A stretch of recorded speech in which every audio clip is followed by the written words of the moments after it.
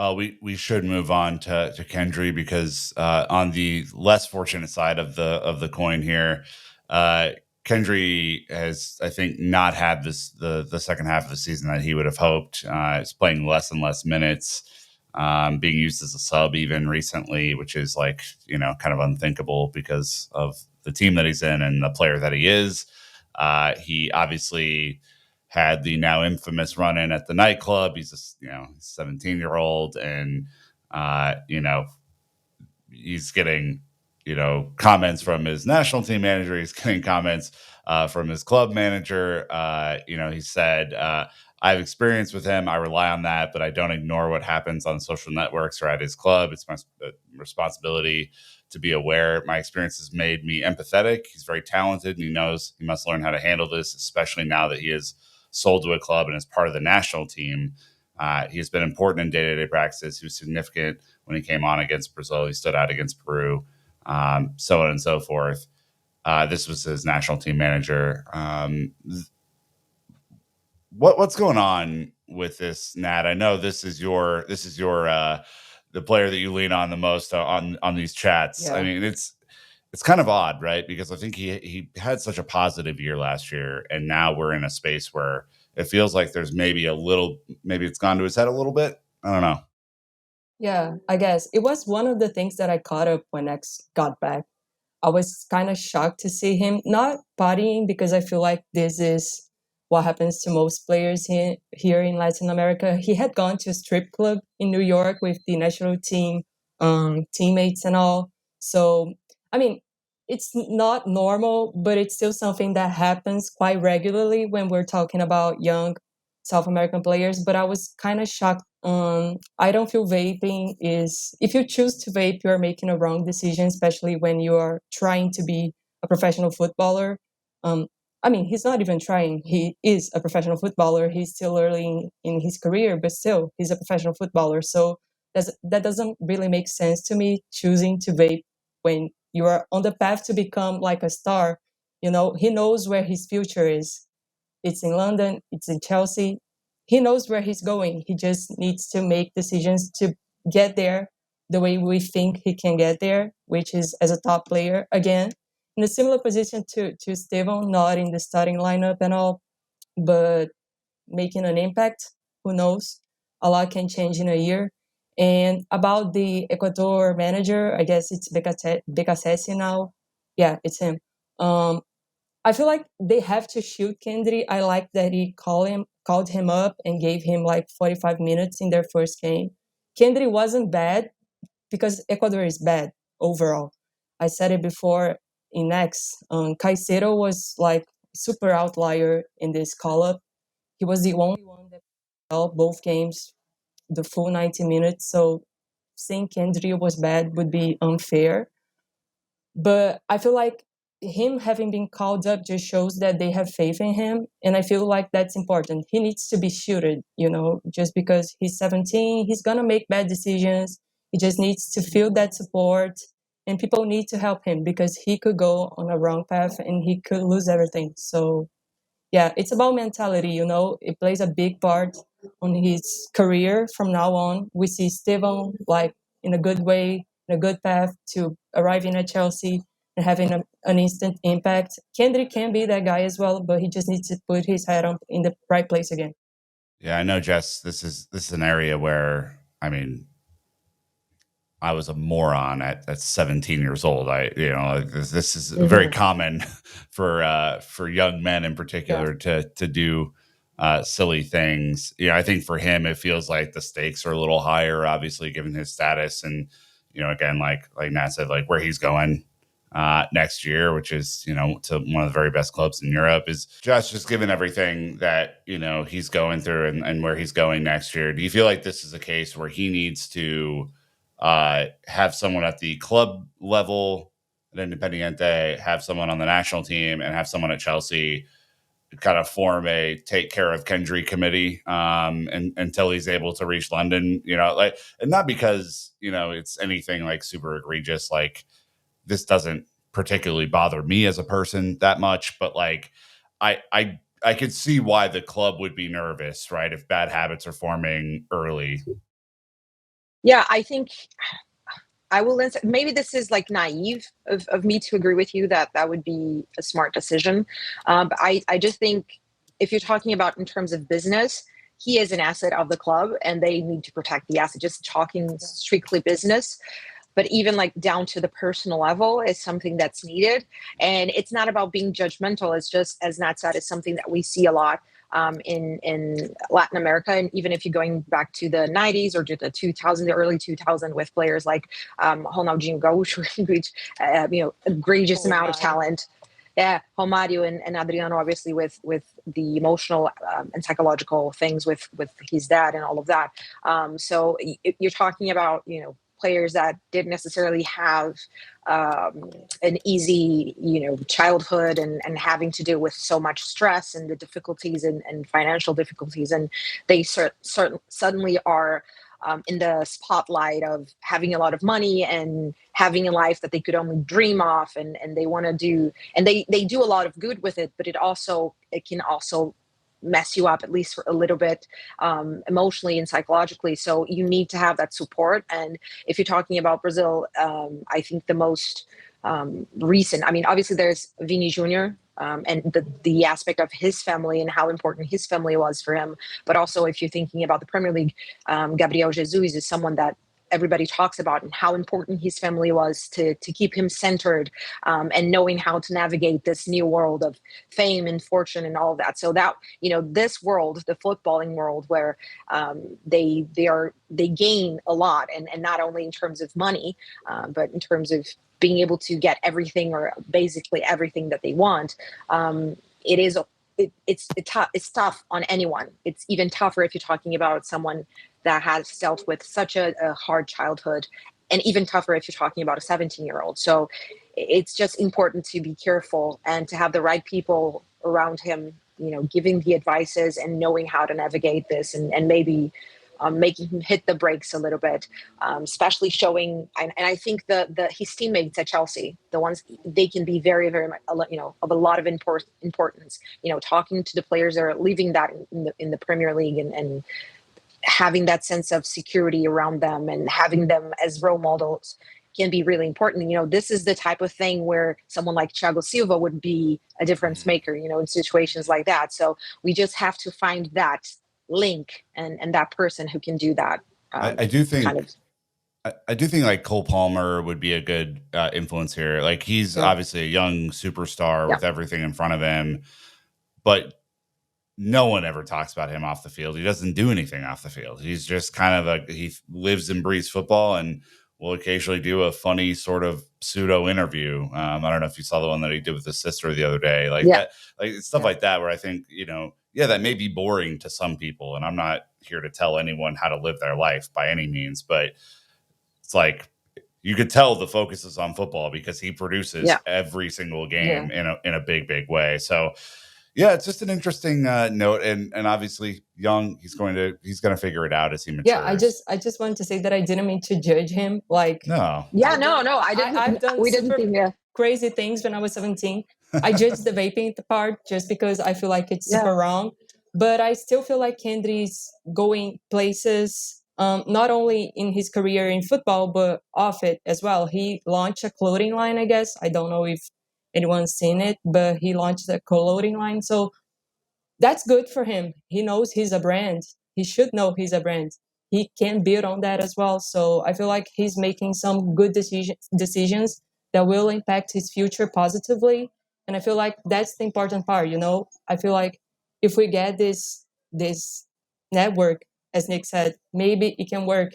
He can get back to the place he's supposed to be mentally. And just, I don't know if you remember, but he was at Chelsea when the season ended last season. Mm-hmm. He was at Chelsea in January. I'm hoping it happens again, just because it would be a nice opportunity for him to get closer to the team, to the club, to the city he's going to live in from next June on. So yeah, not only him, but Esteban as well. So it will be exciting. I think Esteban mentioned something, right? Yeah. I think Esteban mentioned something about I hope training. I hope it does happen, because it would be important for it's all super parts important for them to like reacclimate themselves with the stakes Yeah. too. Like the level, the competition that in the attacking places for Chelsea is so high. And I think the only, they can think that they're going to be the biggest, baddest thing in the world. But, when you see Cole Palmer train, or you see Madueke on this, great ascent that he's on, or Pedro Neto now, who's starting to kind of really perform for Chelsea. Like it's a lot of competition in the team. And I think that would hopefully light a fire for any real competitor. So yeah, let's move on to the final one, which I know we wanted to reserve some time to talk about Aaron Anselmino, another signing that happened over the summer with Boca Juniors. He was injured for a large part of the start of the season, has started to get a little bit more time. He's played 9 matches in the league, roughly 649 minutes, has 2 assists, 3 shot creating actions, 2 goal creating actions. He's played 2 matches in the Sudamericana as well, with 180 minutes there and a goal. Starting to get some 90s under his belt here. I mean, Jess, how are you feeling about where he's kind of ending things this season? Yeah. I would say I am happy for him. I think he needed that. He needed the consistent minutes, and a lot of people, without watching him, because I will be very honest, I had to watch him backwards, as in the minute Chelsea were linked, I started watching old games and old academy games and all of that, just to get to know him a little bit, because I knew of Stevo, I knew of Kendry, but I didn't necessarily know why he was so highly rated. And people that didn't watch him would say, oh, well, he can't be that good because he's, too old to be making the transition from academy to senior football. And that to me was just very weird, because, each path is, each player has their own path. And sometimes it takes a little bit longer for them to develop. And a lot of times, it's very quick, and then they get to the senior level and they need time to adapt and all of that. So I don't like that idea of judging the age that he made the jump from the academy to the senior side and all of that. It's not something that I like. And when I started watching him, he really caught my eye. Again, he is someone that I didn't have, and I don't think I have a lot of knowledge to have an opinion in terms of how high his ceiling is. So I'm not going to pretend I can look at him and say, oh, he's going to be the next center back, the next. We probably incredible. Need a bigger sample size though first. Yeah, right? exactly. There isn't a ton here to go off of. Yeah. But also, I think it's something that it's very eye-catching for me, is how easily he reads the game and how well he positions himself. This is a characteristic that sometimes you do not find in center backs at all, and other times you find a lot when they're a lot older. And it's something that for me defined Thiago Silva. We mentioned him before. Thiago Silva was a master of that. And in my opinion, it's why he was able to keep playing, and he's still playing at such an old age, is because of how well he reads the game. So even when his physicality declined, or he didn't have the lungs anymore to run around, he just know where to be, because he would be able to read what the opposition player would do before and ahead of time. And I can see glimpses of that with Anselmino, and to me that was the most important thing that caught my eye. He just knows how to position himself so well. Mm-hmm. He covers for his partner. He knows where the ball is going. He inside the box, his movement is fantastic, and obviously the physicality, because of such a young age, and he's like a refrigerator. He's just so bulk. It's fantastic. But to me, that's what we say here in Brazil. By the way, it's a geladeira, like a refrigerators. It's something we say here. Yeah, we say here. So a geladeira. It's like so bulk. But I think that quality of and his ability to read things as they're happening, and even before they're happening, and it also helps with his assists as well, and it helps with being able with to reach those long passes and to reach everything. He has a vision of the game that to me is a quality for a very, very top player. So as you said, we have to keep watching. I think it's important for him to be getting the consistent games, and I think that's going to happen now with the new manager. But it's just exciting to see, and it makes you wonder, okay, maybe he can be the real deal, because the quality and the attributes that you would want in a top center backs are there. So you just have to be hopeful that those attributes continue to develop. So right now, that's the most important thing. It's just the consistent game times and adding to it. And maybe I think next season going on European loan would be ideal, just to get him settled into the pace of Europe, which is very different when you have that transition. But yeah. just happy watching him and seeing how he reads the game. Nath, you saw a few of his recent games. I mean, what are your thoughts here? Are you in agreement with Jess? Do you have some different ideas you want to bring forward on No, Aaron? I 100% agree. I just wanted to say that, as Jess said, Boca went through a change in management. So, like, this week was Fernando Gago's first game in charge, and I was surprised to see Anselmino there, just because when managers change, they tend to go for the most experienced players and all. But no, Anselmino was there. So I was quite surprised.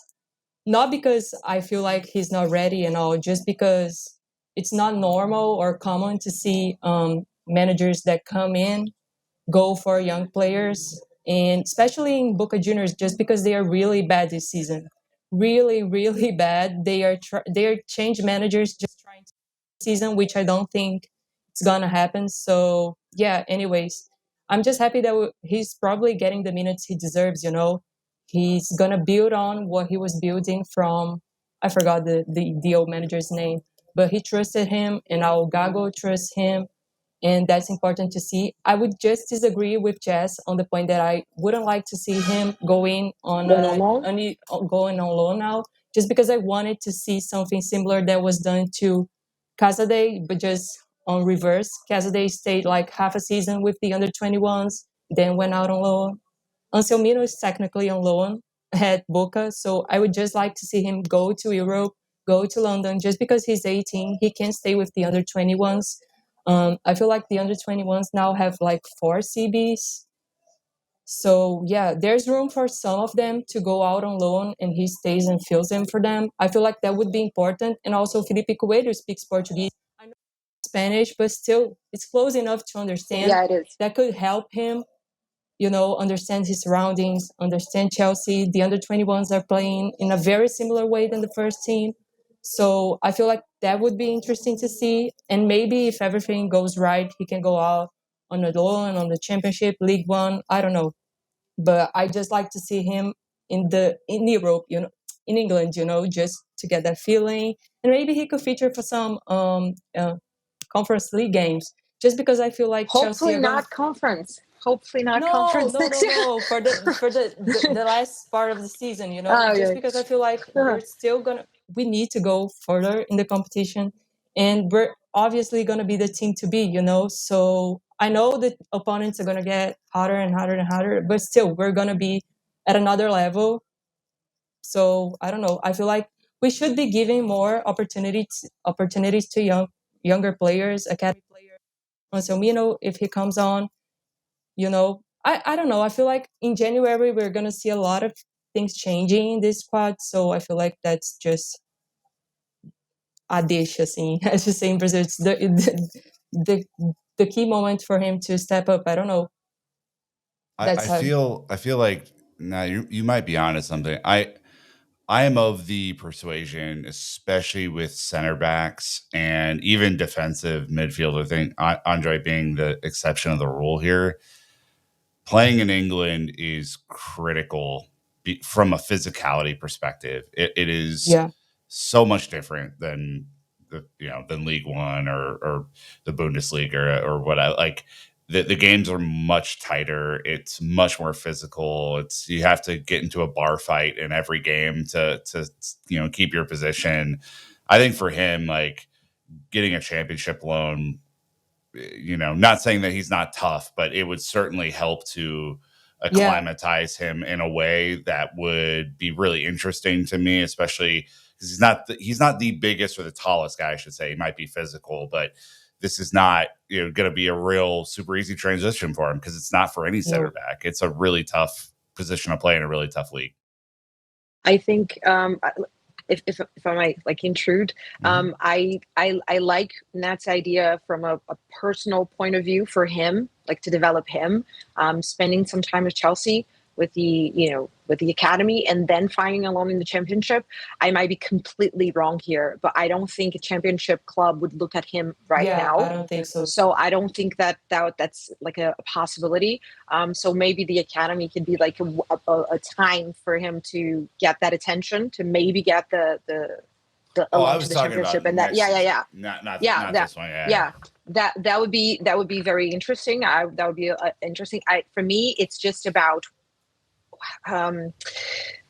whether or not he's going to be taking the time off of people from the academy. Obviously, I know Nat is something that you care about deeply as well. So there are a lot of I guess what I'm trying to say is there are a lot of circumstances involved, and you have to check everything. But yeah, either way, I think we all agree that it wouldn't be the best for him to be with the first team squad. At least in my opinion, I think you would agree that he would need more time to find that adaptation period, and see how he fares on a, because right now he just needs consistency, and he's not getting it. And I would also argue that I would much rather like someone like Josh Ashpong would be getting the look at the moment. I think he already deserves to be having a few more minutes than he is. Sure. So it's just a lot to take into account. But I mean, it's a good problem when you're talking about fitting in good players. I mean, I guess it's a good problem to have. Yeah, I've just said this about the academy, not just because I feel like it would be an opportunity for him to get to know England and all, but just because I feel like some players in the academy should be living on loan. And if they don't get loans, they maybe should be looking at living permanently, like Brody Hughes. Even not that I want them to leave, Richard Olise, they are the oldest ones in the group, but still young, like Anselmino's age or so. So that would open up the space for Anselmino to join them. For example, Josh has been playing as right center back at times, just so Olise and Hughes can play. I mean, so if they go out on loan, then Anselmino can play right center back, and Josh can go to right back position, which is his position, or the position we see him, Maresca sees him, although he can play pretty much anywhere in the back line. But yeah. Yeah, I just hope everything goes out, just because most of these players that are there in the academy do deserve to go out on loan. We got Alex Matos, Harvey Vale. This squad is like super crazy, talented, and I just hope they go on loan just because it will help them. Also, David Washington, I'm sad that he's not playing first team football, and he isn't even playing in the under 21s that much this season as well, just because we have so many names. We've got McNeely, Mayuka, so I just hope they all sort their future out now in January, just because I feel like we got many young names that need minutes, and I know it's going to be hard, but I feel like we should push to get those minutes to them. Can I intrude real quick? I promise, just something that you said about finding the right solution for everyone. That's so tough, which also always makes me think about what the heck are they saying to all the players that we're signing? Because everybody is talking about the plan and what has been shown to them. And to me, that's just like, okay, I really would like to see what they're selling, which I guess it would make sense if you're talking about Stevan, which is, a top player everybody wants and the next big thing. But it just makes it so interesting to understand, like, what are they saying to these players? Are they being honest about going on loan and Chelsea just being an opportunity? It's silly, but it's something that kind of makes me think. And also one thing that we didn't talk about, but I would just throw it out there because Nikki talked about the interview that Stevan did with the Guardian. Is something that we talked about last time, because his agent, Stevan's agent, was talking about how he was going to be coming to Chelsea to play as a 10, and we were like freaking out. No, not a 10. And then Stevan finally said that the talk was about for him to be playing the right wing, and that would also allow him to play with someone like Kendry as a 10. So that just made me very relaxed, as okay, they sold the right dream to Stevan and not the weird one that we were expecting. We have a one Cole Palmer playing that number 10 spot right now, and so it's hard to see anyone supplant. And Cuckoo can't even supplant him at number 10, which is wild. So yeah, look, all this is great, guys. Appreciate everyone tuning in on YouTube or wherever you're finding this to just get a quick update on our friends in South America and those who are on loan. These are really brilliant players who we want to make sure that we're giving the proper space to and the proper coverage to, because they're more than likely going to be impacting the first team at Chelsea in some capacity over the next season or two. And so, just keeping track of them along the way is incredibly important. Jess and Nat, thank you for joining us. And for those who are tuning in from around the world, keep the blue flag flying high.